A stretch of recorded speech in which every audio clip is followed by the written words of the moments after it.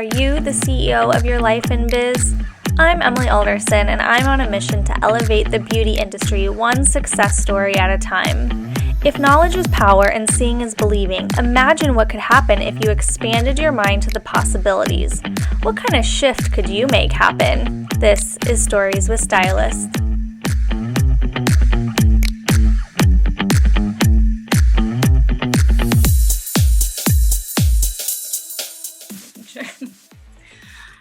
Hello, and welcome to Cosmo CEO, the podcast. This is going to be a really cool episode because we have Senior Sales Director Mary Loyer with us with Brazilian Professionals, and she's going to kind of give us her perspective on the beauty industry from a brand perspective, which is really exciting. So thanks so much for being here, Mary. Thanks for having me. I've been looking forward to this, Emily. I'm super excited. Mary was our rep. She kind of moved districts and we miss her so much. She is like a unicorn. I mean, if you have sales reps, you know that they are can be like your best friends in the industry and they can just be non-existent. So she is always there for us. She shows up. She is passionate about what she does. And so I'm so excited to like hear your story and see how you got into it and really how you can help continue to support stylists, especially now when things are a little crazy. But keep the industry moving forward. So tell us a bit about your background. You're not a hairstylist, but you started in beauty. So tell us where you came from and then what led you to hair. Yes, well, if I could say, from the time I was 8 years old, I actually did love hair and makeup. Really? Thought of that. My mom got me one of those Farrah Fawcett dolls, like the bust set with the suction cups that sticks to the countertop. And I taught myself how to French braid, and so funny. And I just thought of that just now. It just reminded me that I kind of always loved beauty. But when I was about 19, I started out in cosmetics. I worked for Estee Lauder, for Macy's, Bullock's at the time. I can't believe that was so long ago.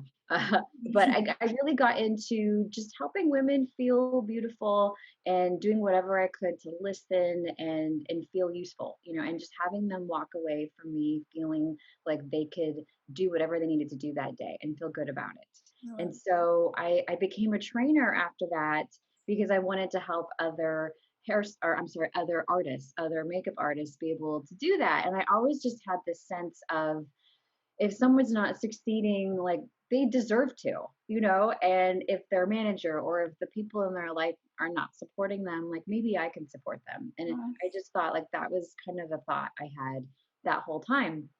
So I wanted to be an educator so badly, and I ended up working for Merle Norman Cosmetics. You might be familiar, there's studios all over the country. And so I became part of a team of 4 women, and we would write courses, take them on tour throughout the US and Canada, and teach these studio owners how to work with skincare, makeup, how to make their clients feel good, how to work with their team of studio stylists in their salons with cosmetics, and even just working with the business. So there were all aspects of beauty in that way. But after 3 years of traveling, it definitely got to be a little bit much. I think I would go to 2 cities in every week. And while it was so much fun in my early 20s, after a while I was like, am I destined to be in cosmetics forever? Like, can I do anything else? Can I sell anything else? And so I was so curious. I ended up working for Staples Corporate. Wow. I would work, I know, but totally opposite. I was like, well, how about office supplies? Yeah. And you're gonna laugh because when I interviewed for the Merle Norman position, the head trainer, she in the interview she said, "Okay, Mary, so I want you to sell me this paperclip." Oh, it's like full circle. You're like, I know how to sell a paperclip. Hire me, Staples. Yes. Oh my God, it's hilarious. And I thought, oh my God, I ended up selling office supplies after that. But I found like just connecting with people, that part of me still was alive, and I still got to connect, even though I was working with CFOs and dealing with spreadsheets and working with, like profit and loss and all of that when it came to office supplies. I still got to connect with people, use my personality, and I realized that's really it. That's what matters is no matter what you're selling or whatever service industry you're in, it's all about connecting with other people and finding out how are we alike and how can we help each other move forward and progress and be successful. So after 3 years of working with Staples, of course, I totally miss beauty. And I was like, oh, okay, how can I get back into cosmetics? But then this job with Brazilian professionals came up, and I thought, well, hair, that's still in beauty, but it's a whole different aspect. And I was so curious. So that's when I started working for Brazilian professionals, and can't believe it's been over 10 years since that happened. And it's been such a fun ride. I feel like I've worked with so many amazing stylists that now I kind of have stylist envy. Yeah. As you see with my magenta hair, I like, have seen your hair transform over those years, and yes, it's really exciting. and I feel like this is how I get to have fun. I can still Yeah. express myself and learn from people. So yeah, Yeah, it's it is so amazing. fun. So when you started out, were you just basically going into salons, into salons, into salons? Was that kind of your introduction? Yeah, so in the beginning, what's interesting is Brazilian professionals didn't have a huge support system in the beginning because I was the second rep they ever hired. So it Wow. was very new. So I would go into salons, like maybe leave my business card. And around that time is when we saw Brazilian blowout on Access Hollywood. And Mhm. so that's when celebrities were asking for it. Then clients were like, oh my God, I need this done. And it just became it started like a wildfire. Like everybody Yeah. wanted it and it grew. So yes, I would visit salons and then we would do some educational classes.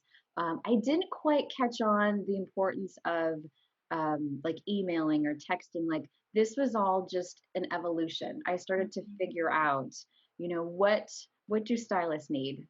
I would ask questions like, okay, so how can I help you? And how can I keep in touch? Because as stylists, you guys were so busy all the time. So I didn't want to disturb. And so it was just an evolution of figuring out what your situation was like, your schedule, and then how could I still support you to do well and work on your terms, basically. Yeah, it is one of those things where, I guess, unlike other industries, when the salesperson comes in, like, we're busy, we're blow Yeah. drying, we're doing our things. We don't necessarily schedule Yeah. meetings. I don't know if other industries do that, but we're just like, Yeah. come in and talk to me while I'm having lunch real quick, or come in, like, Yeah. I'm doing this haircut, it's fine. She likes Brazilian, just tell me what's going on, Yeah. Yeah. like we're And I mean, always kind of multitasking. sometimes I would try to make appointments, but at the end of the day, I mean, your time is so valuable because every hour is an opportunity for you to see another client and make Right. more money. Yeah. So, like, who am I to, dip into that time is kind of how I felt too. So, yeah, it definitely was an evolution where people would say, yeah, oh my gosh, if you can text me this info so I can take a look at it tonight. So then I got on a plan of, okay, let me text you and or let's email you, okay, let's do a class, and it just evolved how I would support everybody. So cool. What would you say your kind of perspective on the stylist was? So you're coming in, asking them to try this new thing, sell it to their clients. What was kind of the feedback in the beginning? Or what did you Well, see yeah. stylists like react to that? So remember, I mean, I was new into the hair industry when I first came in, so I kind of was looking at it all with new perspective. Hmm. And as I would work with the stylist, it became clear there seemed to be two types of stylists. One seemed to be more timid about offering retail aftercare, about offering something new.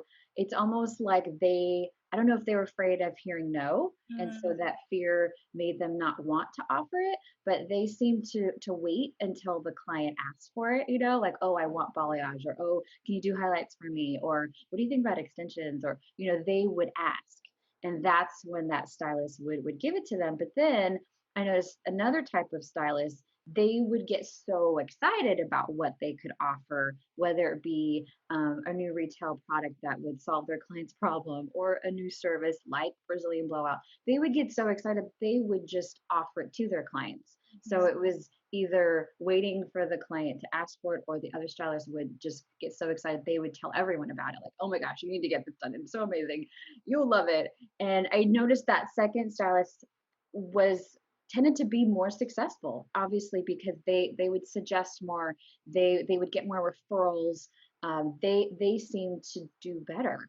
And so right away I thought, okay, how can I get that first stylist to be more confident, or to kind of come out of their shell, to feel, to own that role as the hair doctor, to own Mhm. that you went to school, you know about hair. This Yeah. is your job. Like, the client actually does respect you and will listen to you because you're the expert.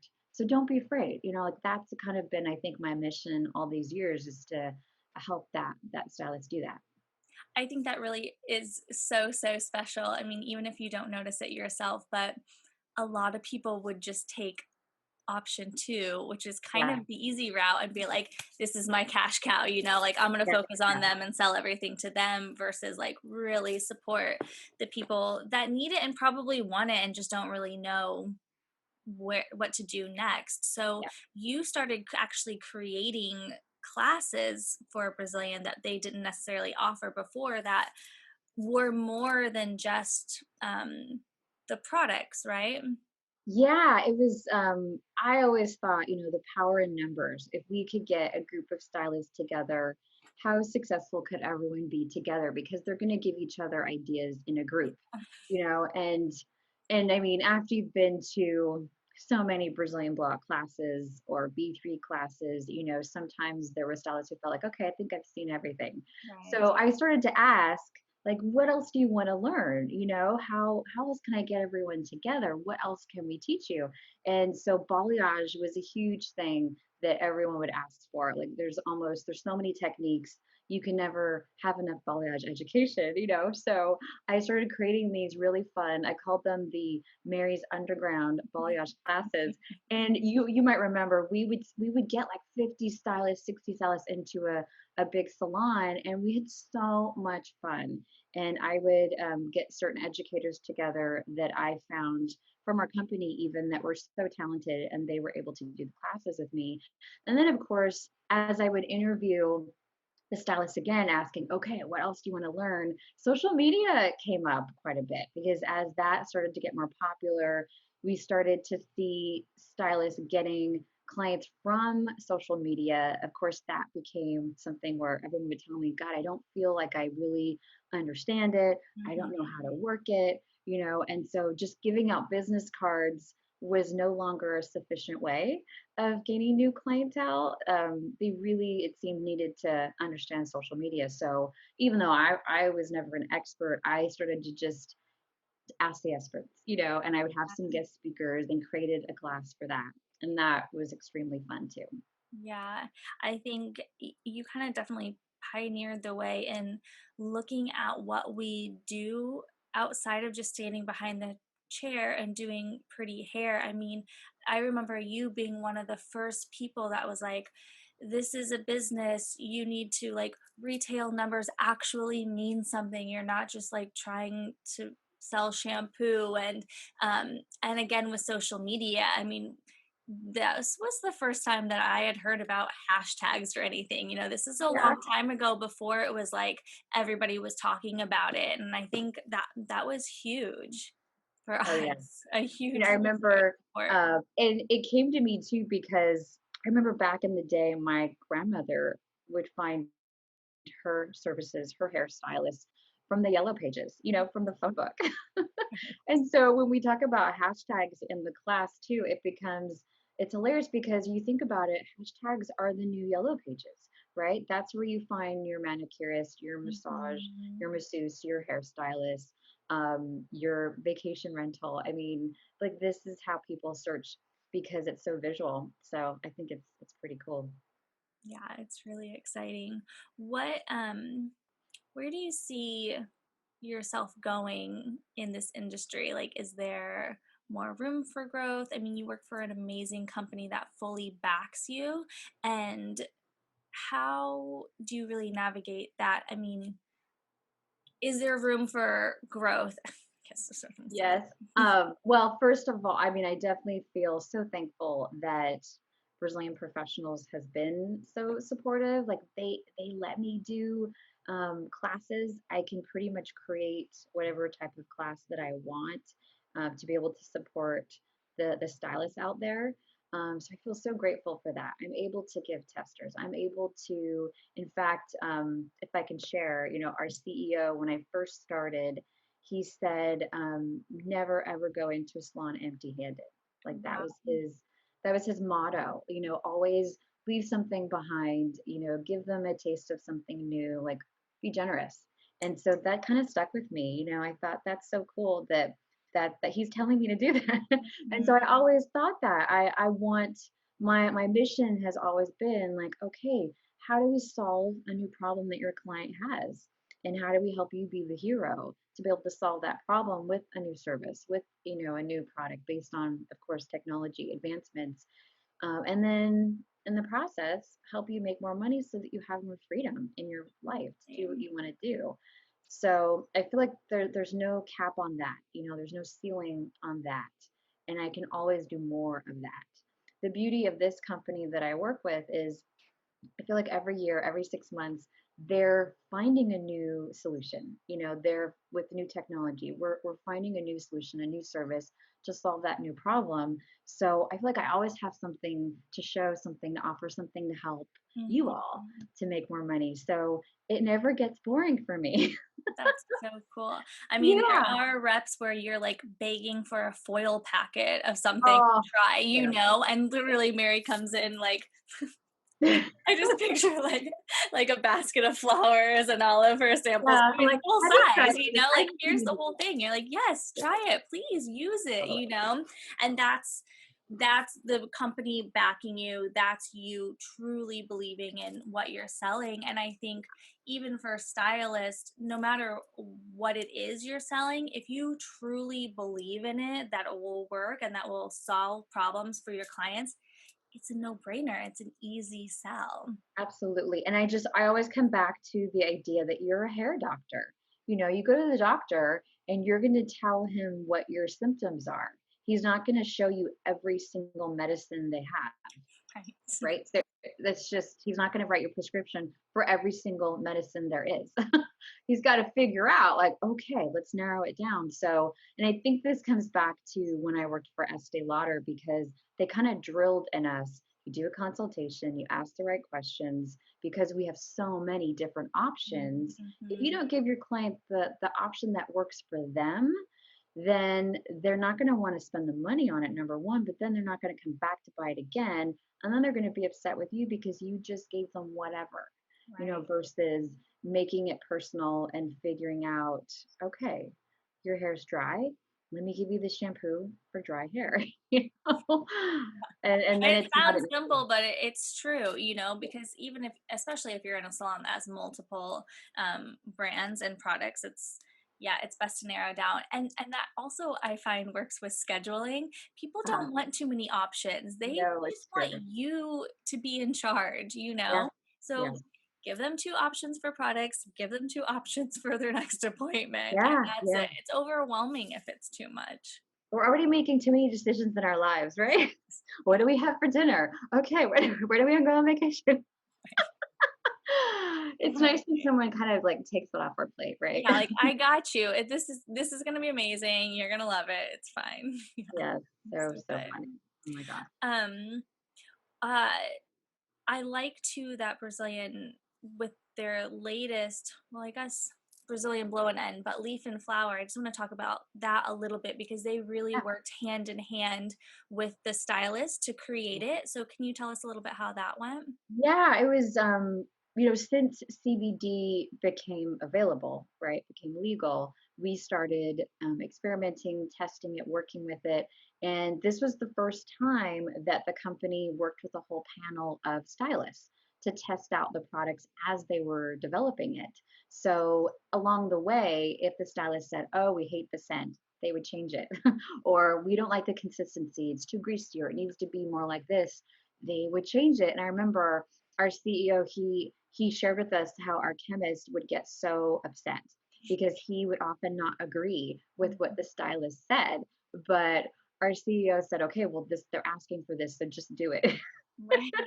But the beauty of it is that, I mean, when the line was completed, it was so cool to think, well, it was sort of created by stylists for Mhm. stylists, you Yeah. know? So it was really, really neat. I thought, and the fact that we've never done that before, I think we'll definitely be doing it more in the future for our future products for sure. And of course, now the scent is like so good.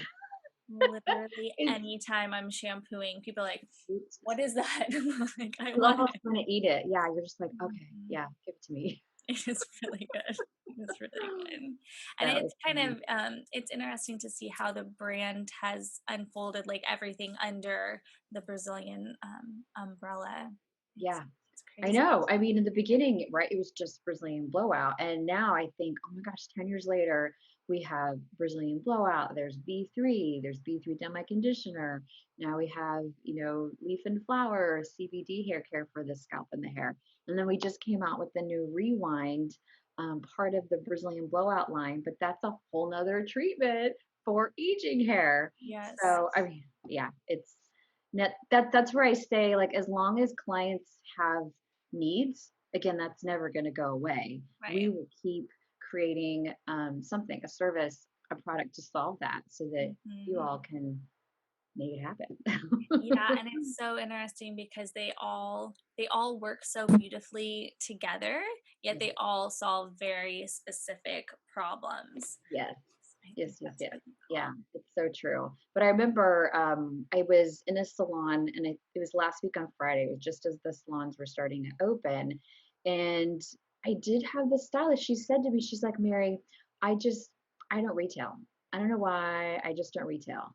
And it was a really interesting conversation because I was like, really? You don't? I mean, what are your clients using when they go home? I mean, aren't they Right. using something? Yes. And don't you want them to use the right stuff to maintain what you just did for them today? And she kind of looked at me like, "Yeah, you're right. I just feel bad because like what if they can't afford it?" I mean, this was a real Yeah. conversation. Yeah. And I said, I totally get it because you care so much for your clients and you want to look out for them. So, but I shared her the story. I said, when I was in cosmetics, I was 19 years old, I was quite timid, and I admit I would judge people by the way they looked. I mean, I was 19, right? So this woman comes in with sweats, no makeup, her hair is a mess. And she's, but my manager is right next to me, and I'm 19. So I figure, okay, well, I got to do my job. I just do it. I'm being watched here. And so I did a consultation with this woman and asked her the right questions about, what concerns she had with her skin. Turns out she had really lines and wrinkles around her eyes and all this stuff. Sure. So went through all the steps of what products we had that would help solve those problems, and I would say things like, okay, you mentioned that the crow's feet here, the expression lines, that's your big thing. This particular cream, it focuses on that and helps hydrate. And so I would always connect it, with what her Mhm. concern was. After about 15, 20 minutes, she ended up buying like $2,000 worth of product. And I'm 19, right? And I was like, my mouth almost dropped open, but I had to be like, okay, okay, great. You're like, "And here's your total." Yeah. Yes. And my manager was like, good job afterwards. And inside I thought, oh my gosh, okay, note to self. You Mhm. never know Yep. what someone can afford. You really cannot judge even by what they tell you. They might tell you, like, oh my gosh, I can't afford this or that. But if what you're offering them will solve a big enough problem for them, Mhm. then in their mind, it may be worth it to do whatever they have to do to be able to buy that because of what it means for them. It is the solution to the problem that's maybe been making them crazy. And with hair, oh my gosh, I can name so many problems that women have told me, like, I'm going crazy over this. And I think that's why sometimes, even with Brazilian blowout, women will say, okay, it has changed my life because Yeah. of the freedom of time, but that on Friday, like that really reminded me of how important it is to not judge Don't judge your client's pocketbook, just Mhm. do your job as their hair doctor and then give them their options, right? And they will decide. Yeah. Yeah. And sometimes, even if they don't decide the first time or the second Yeah, time, yeah. maybe the third time, but once they get hooked, I mean, it's usually it's usually pretty easy. But Yes, when they yes, see the value in it, when they can when they get it, because even though the ticket price may feel expensive in that moment, yeah, it's not that much more than what's going on at the store. And if you can convey to them what the difference is, I mean, I always just tell them it's, quality of ingredients. Like, you get what you pay for, really, because the consumer that's shopping at the supermarket, they want a big bottle for a little price, yes, And yes. so sometimes yeah, they don't want to see that big ticket for a small bottle, but once they learn how to use it properly, how they get more longevity out of it, all those things, yeah, it's an easy sell, but Oh, it's yeah. just And getting there. So usually, what would be like your piece of advice for like how to convey, I guess, value or importance in buying salon quality products? well, first, I would let them know about the technology involved, like why it's so special. Usually, there's a few ingredients that you can mention, like with our CBD line, for example. I talk about how we haven't just used CBD, how we've actually combined three different cannabinoids from the cannabis plant: CBD plus CBC and CBG. And you don't have to get too technical with clients, but Mhm. give them a little taste of what new technology this is offering and why it's going to be so useful. Like these three cannabinoids help to give instant results, more magnified results, and they actually help balance the scalp and the hair at the same time. And to be able to share, like, okay, it's gluten free, it's dioxin free, it's vegan. Like those are some of the things that you don't always find from drugstore products or in the grocery store. And then also talking about the specific results that you're going to get. So often with the drugstore products, they're generalized and it's just a buzzword you're seeing on the packaging, but when you look on the back of the bottle, a lot of the ingredients are the same ingredients. Yes. So, right? So that's where when you have a specialty product in your salon, to be able to talk about what's special about it, and why they're not going to have buildup and why it's not going to lather as much because it's so concentrated and because it's sulfate free, all those little things, but why it's going to help maintain what you've done for them in the Mhm. salon versus drying out the hair. The other thing that I hear a lot is clients who purchase their products in the drugstores or the grocery stores, a lot of those products, because of the ingredients of drying them out and not nourishing the hair, often they're having to use more styling products, which sometimes build up on their hair more. So then they end up having a whole bathroom full of product that maybe they don't like because Mhm. they've just tried so many different things versus having an advisor like you, like Yeah. their stylist, actually prescribe the right one. So they end up, in my opinion, they end up spending less money in the long run. Don't you agree? Because now Color correction. it's Yeah. more focused. Yet now Mhm. they're only buying what's going to work for their hair versus, oh, this looks good. Okay, I'll try that. Oh no, I didn't like that. Okay, let me try this other one. And just trying a bunch of different things. Yeah, I think prescribe is such a great word for that and the doctor analogy, because even if it's not at the drugstore, even if it's at an Ulta or a Sephora, Yeah. of course there's great products in there. Yes, you can find something that's good, but just wandering the shelves and looking aimlessly for something, or asking the person that works there, even if the person knows about the products, they don't know you. And that's where our value comes into hand. I've worked with you, I've done your hair over and over, I've asked you all the questions and all the things, provided I've done my end of it Yeah. and gone to the classes, right, and learned about the things. But I know you and I know your hair. So why would you just go ask a random teenager at Ulta what's going to be best for you? She doesn't know you, you know? Oh yeah, totally. I mean, I completely agree. And it's just like we were saying earlier, having that confidence. and if the client ends up not being your client, being okay with that too. I think like one stylist told me she hadn't raised her prices in like 10 years. So she finally decided, okay, I'm gonna raise like $5. Because it's been like 10 years, and knowing the value of her time and her expertise, she decided, okay, it's time. And there was like one or two people, who weren't okay with that. And she had to be okay with them not coming back because she Mhm. realized, okay, now I have two more open spots for new clients to pay what I'm worth, what the work that I'm putting in, the value I'm giving them. And I thought, yeah, that's such a good point too, because how often does that happen?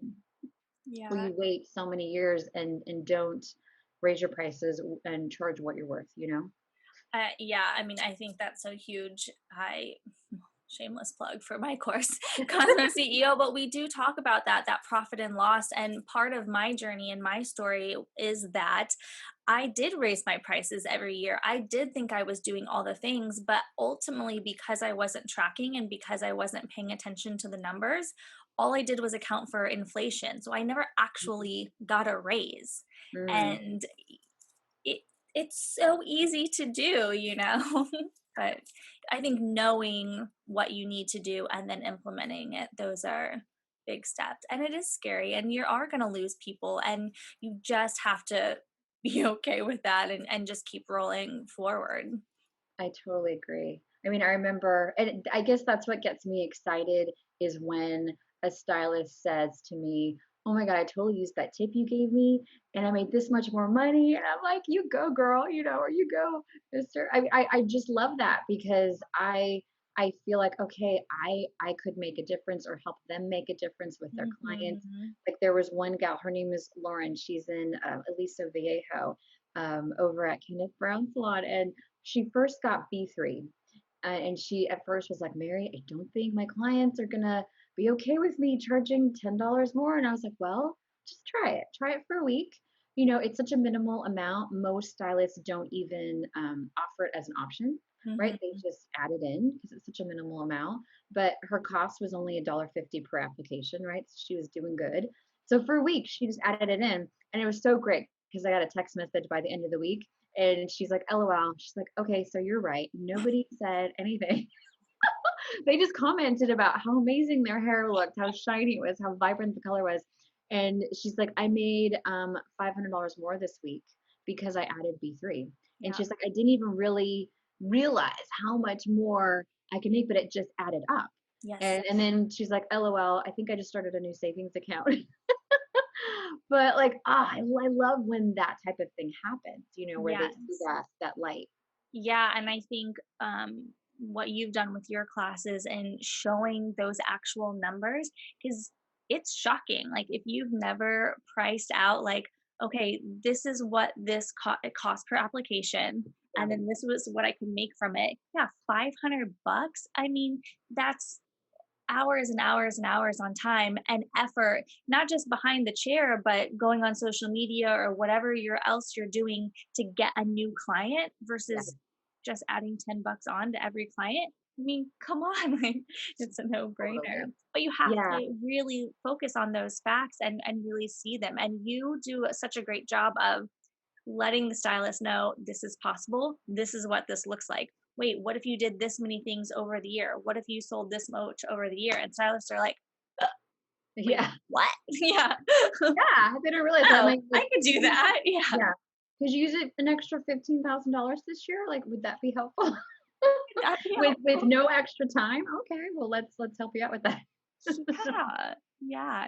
Hugely helpful. Oh, that's amazing. I love it. Um, There's so many different aspects of this business that I just love because it is so creative. mhm. So, and yet you can make a living. You can be creative and do your art, but then, like you said, not overlook the business aspect, and you can do really, really well Yeah. and be authentic and be real and not feel like you're um, overcharging, or you know what I mean? Like, you Mhm. don't have to feel like you're ripping people off. Yes, I think that's so important. What would you say to people that were maybe curious about what you do about getting into sales or working with a brand in any capacity? Yes, that's a great question. Sales, and I tell everyone too, whenever I talk to a new rep that I'm training, I tell them, look, it's got to be about more than the money for you in this job. And I feel that way with every type of service job. You know, if you don't truly care about what you're doing, you're just in it for the money, you're going to get burned out really quickly. And so with sales, even though like we have quotas and we have to sell each day, we have goals. For me, it's always been more about how can I assist? How can I help? And if that is your attitude in your job with sales, especially, you're going to do well. Mhm. It is a, what's the word I would be looking for? It's a demanding job. I will say that because you want to be accessible and reliable to everyone. They need you. And so when you say you're going to be somewhere, right, you better be there, or you better follow through with what you said you're going to do for them. And because of that, it can be a 12-hour a day job, so, and it's usually full time. We don't work on the weekends, but definitely on Mondays we'll do education. If anyone wants to be involved, like, they can certainly contact me, send me their resume, or even just ask questions. And now that the salons in Orange County are open, sometimes if I've done this a couple times where stylists did a little ride along with me for a couple hours Mm. just to see what I do. And Mhm. then it gives them like an open-minded aspect of, okay, this is what it's about. Mhm. Some people love it, some people don't. It's really, I don't know if it's for everyone. It just depends on your personality and what feeds you creatively, but I really enjoy it. Some days are definitely harder than others, depending on what I'm doing. But overall, I love seeing stylists become more successful, and for me to be useful in that process, to be able to help them get to the next level. We're always looking for educators as well. I find that's a more popular route that a Mhm. lot of stylists will do. Now it's a little bit more difficult just because with COVID-19, we're not doing in-person classes, Sure. but I'm always looking for guests in my Zoom classes. I do those every Monday. So I'm always looking for guests there. And then we will do Zoom meetings with stylists and salons across the country too. So there's definitely an opportunity. And I think as as we get into a situation where we're able to do in-person classes again, I think that will change everything as well. Yeah, that's so exciting. Well, thank you Yes. so much for sharing your perspective on Oh, everything pleasure. and all your knowledge. Where can people find you on social media? So on Instagram, I'm Mary Brazilian Blowout. They're welcome to follow me. Where else? I'm on Facebook as well as Mary Loyer. And from those avenues, I have contact information where you're welcome to call me or email me. I love chatting and helping. If anyone has questions, that's what I'm here for. Perfect. And I'll link everything in the show notes. So, even Cool. like, yeah, if you want to do education and things like that and check out the Monday Zoom meetings, I mean, they're free and it's like, yeah, great Why not, education. right? Yeah, yeah. Awesome. Perfect. Well, thanks so much for being here and hopefully we can see you in real life soon. I know, right? Thanks, Emily, for having me. This has just been so delightful, and I can't wait to do it again. Perfect. Thank you. Thank you. Have a great Bye. day. Bye.